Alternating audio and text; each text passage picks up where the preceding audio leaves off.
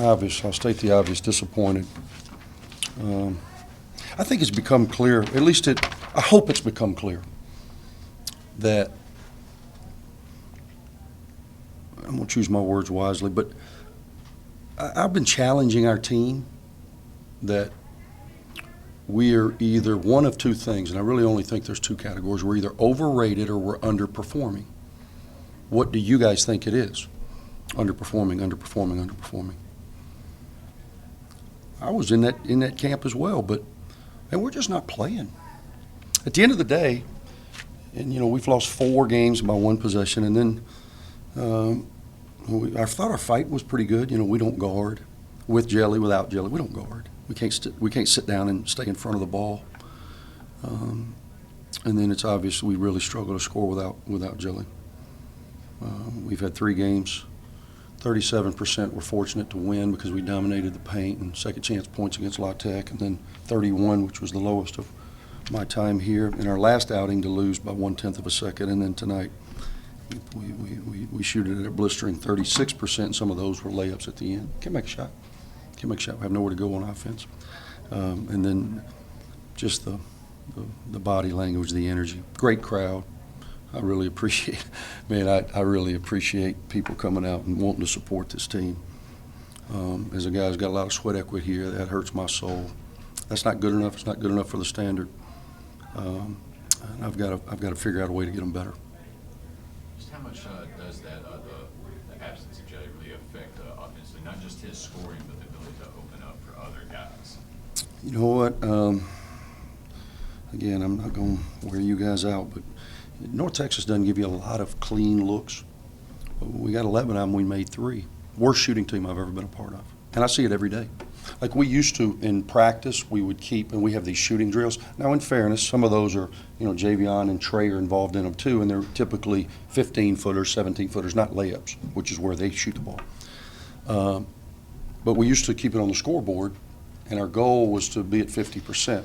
Well, the goal, there's nobody guarding you. So you ought to be 55 to 58% is our goal in game. So you ought to be 60% really in practice.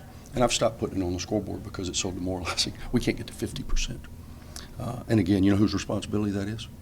It's mine. It's mine. It's mine. How do you coach shooting? You don't. You recruit shooting.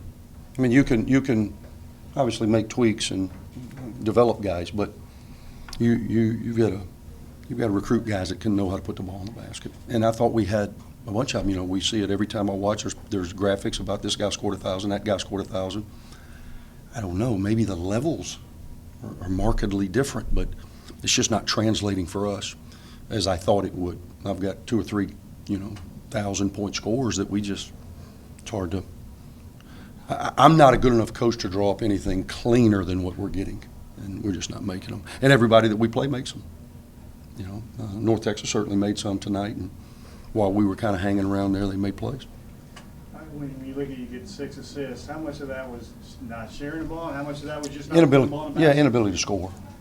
I didn't think we, when you only make 17 field goals, you'd like to be at 9. Your goal is to be 50% of your made field goals to be assisted.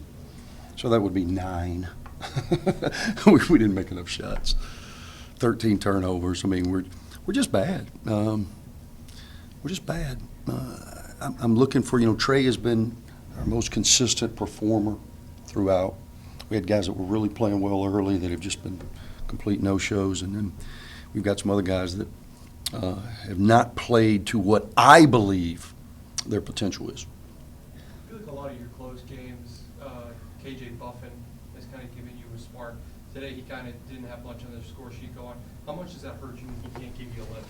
Hurts us. We need him to be an all-conference player. We recruited him here. He came from Ole Miss. We recruited him here, SEC guys, to be an all-conference player. And that was our expectation. I think that was his expectation. And he was playing great for us early. But really in our last 6, of which we've now lost 5, it's been tough. It's been tough. With Trey had some success down low when he got the ball, but when you're not hitting shots from you know, how hard is it to do that if you're not hitting shots from outside? Well, I mean, number one, the way North Texas plays anyway, they're going to just sit in that paint and sit in gap, put the ball pressure on you, and just sit in the gap and force you to make the extra pass and knock down a shot. And then, you know, he's watching the game like I'm watching the game. They really went to an extreme because we just don't have anybody. I drew up a play, you know, with Jelly out. Bud has made some shots for us. He's been pretty efficient, you know, even though he has low volume. And we run a play to open the half, just try to get a little spark, and we shoot an air ball, and they go down and shoot a layup out of it. It's bananas. But listen, it is what it is. I seek no pity, you know, and we have got to fight our way out or not, really. And